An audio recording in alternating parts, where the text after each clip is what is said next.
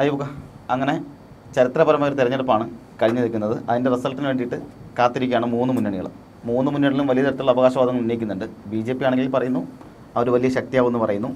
LDF മൂന്നാമതും തുടർഭരണം ഉണ്ടാവുമെന്ന് പറയുന്നു. UDF ആണെങ്കിൽ 100 സീറ്റിലധികം നേടി അധികാരത്തിൽ അതിശക്തമായി വരുമെന്ന് പറയുന്ന സാഹചര്യം ഉണ്ടാകുന്നുണ്ട്.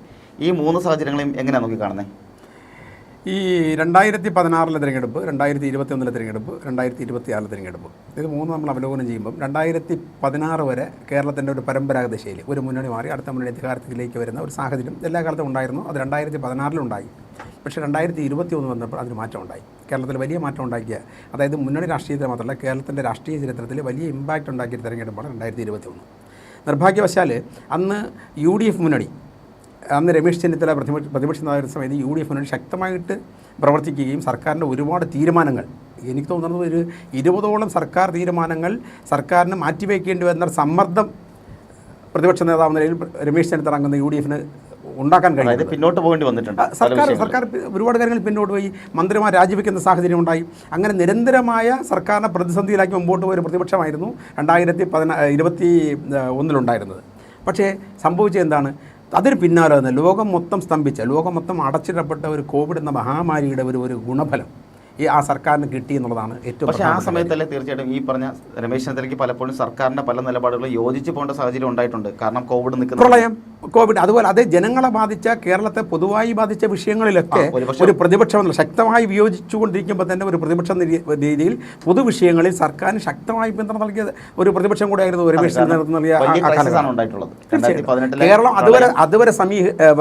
അതുവരെ കണ്ടിട്ടില്ലാത്ത, കേരളം അതുവരെ അഭിമുഖീകരിച്ചിട്ടില്ലാത്ത വലിയ പ്രതിസന്ധികളായിരുന്നു ആ കാലഘട്ടങ്ങളിൽ ഉണ്ടായിരുന്നത്.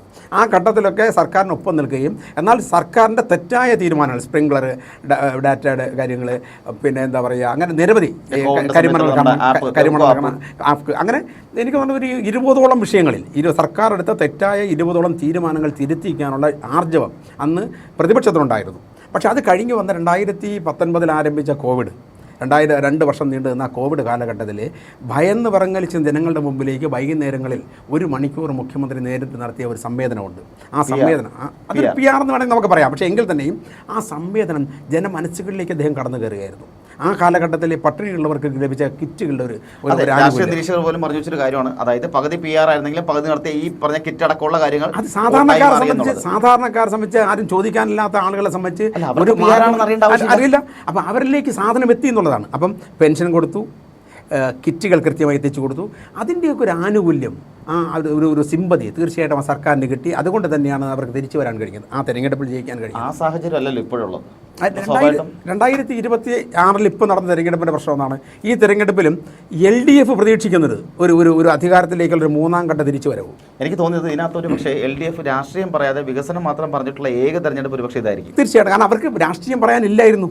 സ്വാഭാവികമായിട്ടും സർക്കാരിനെ സംബന്ധിച്ച് സർക്കാർ എപ്പോഴും പരാതി പറഞ്ഞിരുന്നത് ആരെക്കുറിച്ചായിരുന്നു? സർക്കാർ പരാതി പറഞ്ഞിരുന്നത് കേന്ദ്രത്തെക്കുറിച്ചായിരുന്നു. കേന്ദ്രം ഫണ്ട് തരുന്നില്ല, വികസന പദ്ധതികൾ മുരടിക്കുന്നു എന്ന് പറയുമ്പോൾ തന്നെ അതിന് മുമ്പുള്ള ഉമ്മൻചാണ്ടി സർക്കാർ തുടങ്ങി വെച്ച പല പദ്ധതികളും പൂർത്തിയാക്കാനായത് ഈ കാലഘട്ടത്തിലാണ്. വിഴിഞ്ഞം തുറമുഖം പോലുള്ള കാര്യങ്ങൾ. ഒരു കാര്യം 10 വർഷം അവർക്ക് കിട്ടിയെന്നൊരു കാരണം കൂടി അവരായിട്ട് പുതിയൊരു പദ്ധതിയും തുടങ്ങി വെച്ചിട്ടില്ല. ഇല്ല, ചില പദ്ധതികളിലേക്ക് വന്നെങ്കിലും അവരിപ്പം എന്താ പറയുക, കിഫ്ബി പോലുള്ള ചില പദ്ധതികൾ പ്രഖ്യാപിച്ചു, വൻകിട പദ്ധതികൾ പ്രഖ്യാപിച്ചു. പക്ഷേ അതിന് ഫണ്ടില്ല എന്നുള്ള ഒരു പരാതി ഉണ്ടായിരുന്നു. അതുകൊണ്ട് തന്നെ പല പദ്ധതികളും പ്രഖ്യാപിച്ച പല പദ്ധതികളും അവർക്ക് നടപ്പിലാക്കാൻ കഴിയാതെ പോവുകയും ചെയ്തിട്ടുണ്ട്. ഞാൻ പറഞ്ഞു വന്നത്, ഈ സർക്കാർ 2021 വന്ന സർക്കാരിനെതിരെ 2001 കോൺഗ്രസ് രാഷ്ട്രീയത്തിൽ വലിയ മാറ്റം ഉണ്ടായി. കാരണം അന്ന് പ്രതിപക്ഷ നേതാവായിട്ട് വീണ്ടും രമേശ് ചെന്നിത്തല വരുമെന്ന് കരുതിയിരുന്ന സ്ഥലത്താണ് അപ്രതീക്ഷിത കാൻഡിഡേറ്റായിട്ട് ആര് വരുന്നത്?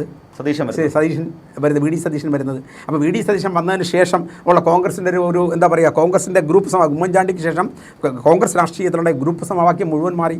KC എന്ന് പറയുന്ന KC വേണുഗോപാലിൻ്റെ, ACC general secretary KC വേണുഗോപാലിൻ്റെ നേതൃത്വത്തിൽ ഒരു പുതിയ ഗ്രൂപ്പ് കേരളത്തിൽ ഉദയം ചെയ്തു. ആ ഗ്രൂപ്പിൻ്റെ ഉദയം യഥാർത്ഥത്തിൽ രമേശ് ചെന്നിത്തല ഈ ഗ്രൂപ്പിൻ്റെ ശക്തിയെ ക്ഷയിപ്പിച്ച ഒന്നാണ്. രമേശിൻ്റെ ഒപ്പമുണ്ടായിരുന്ന VD സതീശൻ മറ്റൊരു ഗ്രൂപ്പിൻ്റെ നേതാവായി മാറുന്ന ഒരു സാഹചര്യം കൂടെ രാഷ്ട്രീയ ചരിത്രത്തിൽ കേരളത്തിൽ നമുക്ക് കാണാൻ കഴിഞ്ഞിട്ടുണ്ട്.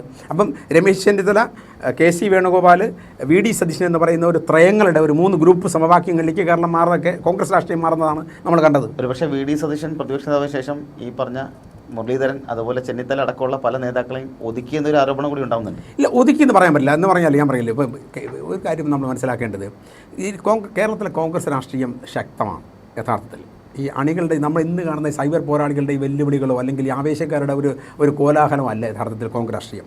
കോൺഗ്രസ് രാഷ്ട്രീയത്തിന് ഏറ്റവും വലിയ പ്രത്യേകത കോൺഗ്രസിൻ്റെ ശക്തി എന്ന് പറയുന്നത് ബഹുജനങ്ങളാണ്, സാധാരണക്കാരാണ്.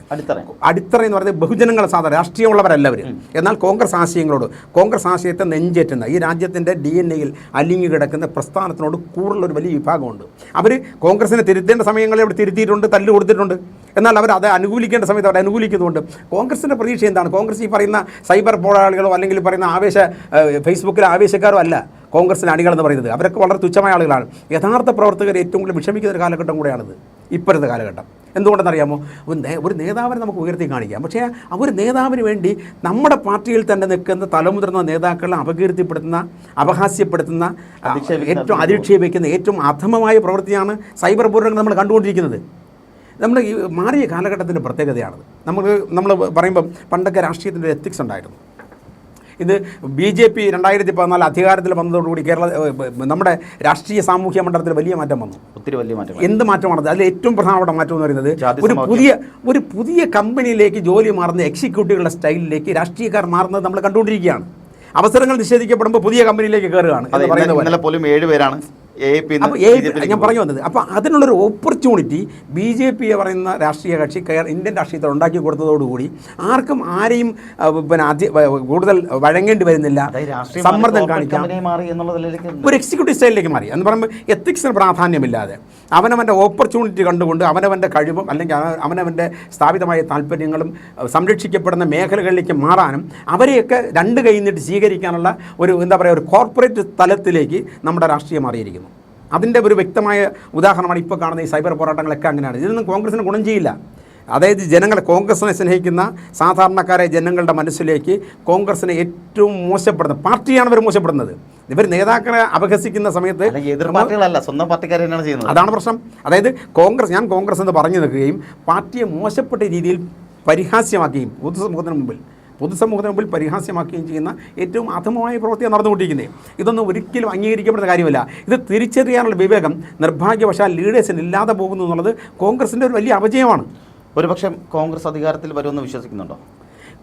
ഞാൻ മനസ്സിലാക്കുന്ന പറഞ്ഞാൽ ഈ പിണറായി വിജയൻ്റെ തുടർഭരണം ഒരു വലിയ പ്രതീക്ഷയോടുകൂടിയാണ് ജനങ്ങൾ അദ്ദേഹത്തെ വീണ്ടും ഇടതുപക്ഷത്തെ ഭരണമേൽപ്പിച്ചത്. 2021 തുടർഭരണം കൊടുത്തുകൊണ്ട് കേരളത്തിൽ അന്ന് വരെ രമേശ് ചെന്നിത്തലയൊക്കെ നിഷ്പ്രഭമാക്കിയ ഒരു തെരഞ്ഞെടുപ്പ് ഫലമായിരുന്നു അത്. രമേശ് ചെന്നിത്തല എന്ന് പറയുന്ന അധികായനായ രാഷ്ട്രീയ K. കരുണാകരൻ K. ഉപേക്ഷിച്ചു പോയ കേരളത്തിലെ അവശിഷ്ട കോൺഗ്രസിനെ സംഘടനാപരമായി ഏറ്റവും സംഘടിതമായ രീതിയിൽ രൂപപ്പെടുത്തിയതിൽ പ്രധാന പങ്ക് വഹിച്ചയാളാണ് ശ്രീ രമേശ് ചെന്നിത്തല.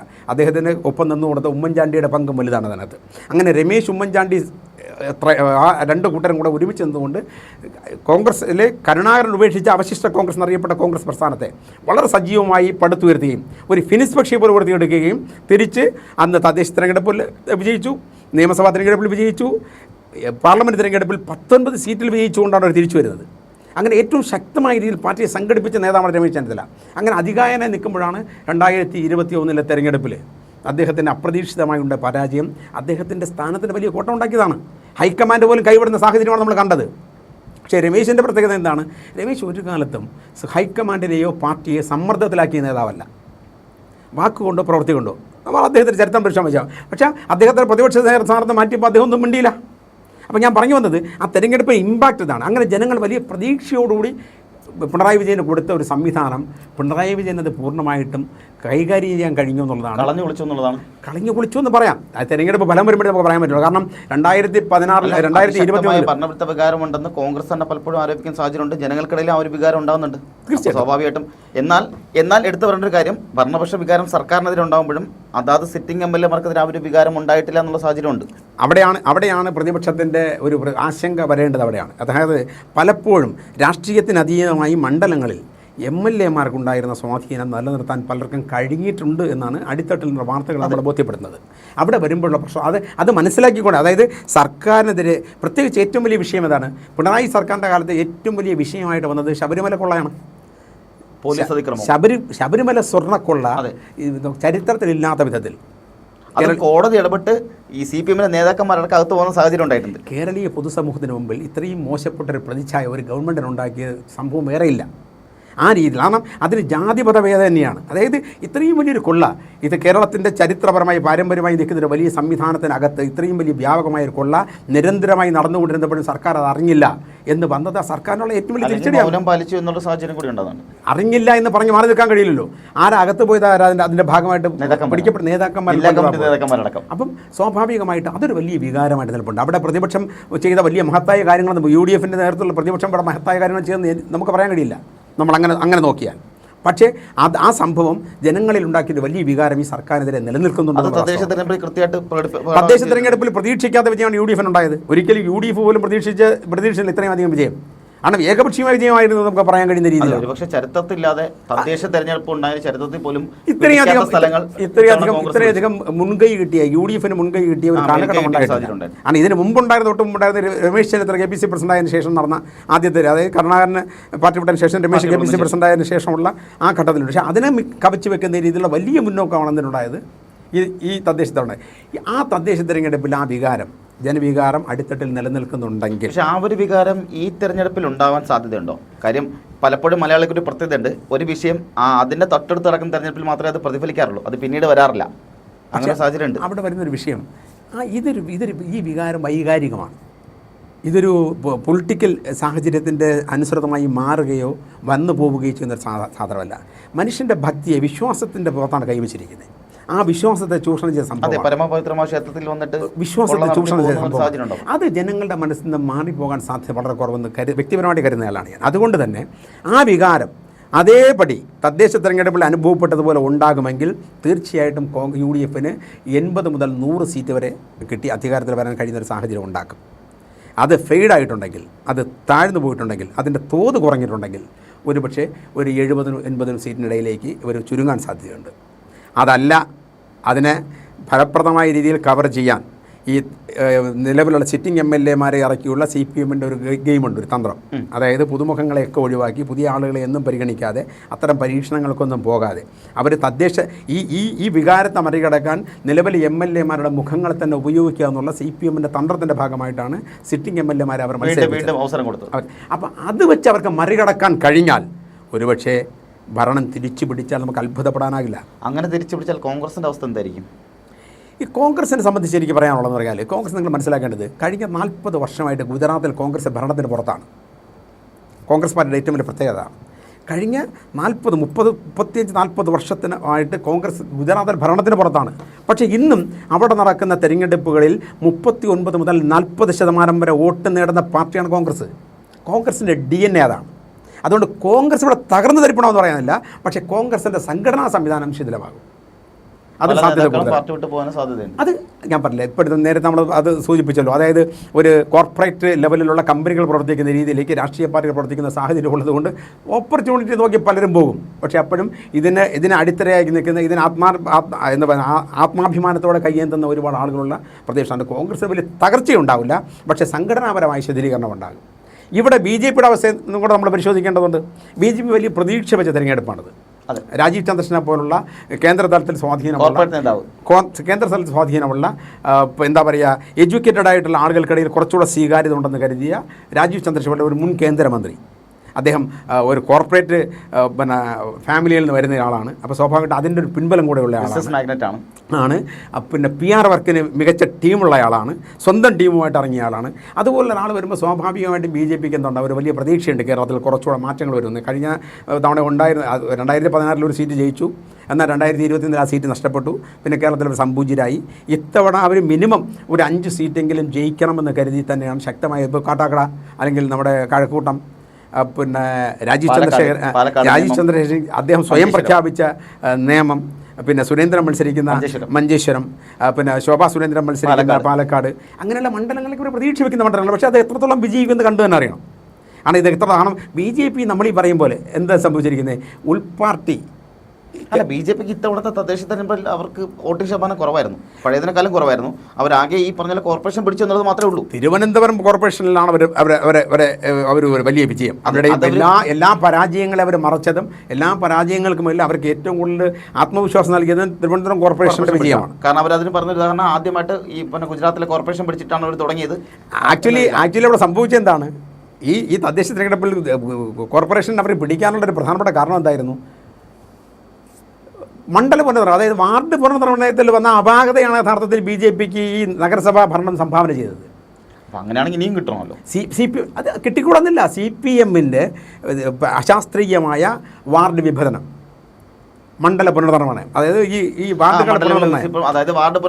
പുനർനിർണയം നടത്തിയപ്പോൾ ഉണ്ടായ അശാസ്ത്രീയത പുറത്ത് മാത്രമാണ്. കാരണം BJP പോലും ഞാൻ മനസ്സിലാക്കുന്നത് ഒരു 35-38 സീറ്റ് പരമാവധി പ്രതീക്ഷിച്ച സ്ഥലത്താണ് അവർക്ക് 49 സീറ്റുകളിൽ വിജയിക്കാനായത്. അതെ.